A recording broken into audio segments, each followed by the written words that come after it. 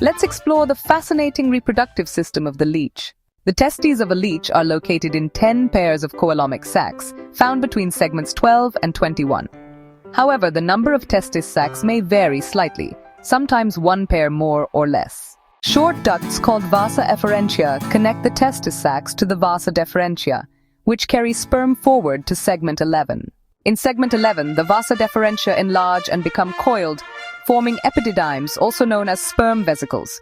These serve as storage organs. From the epididymes, sperm pass into thick-walled ejaculatory ducts which lead to a central reproductive structure called the atrium.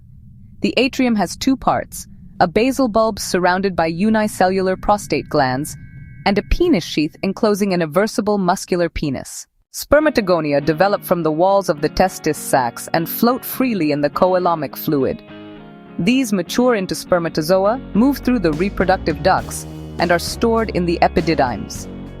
When it's time to mate, sperm pass through the ejaculatory ducts and are packed into spermatophores in the prostate bulb.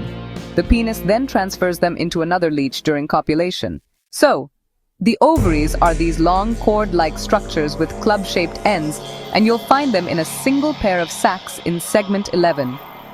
They release eggs into short ducts that lead to a common oviduct, which, by the way, is surrounded by unicellular albumin glands. The oviduct then leads to a U-shaped muscular vagina that opens to the outside. Ova are fertilized by sperm from another leech and coated with albumin as they pass through the oviduct. Finally, the fertilized eggs are enclosed in a cocoon secreted by the clitellum.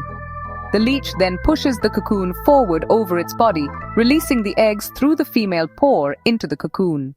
And that's how reproduction works in leeches: complex, coordinated, and honestly, truly fascinating.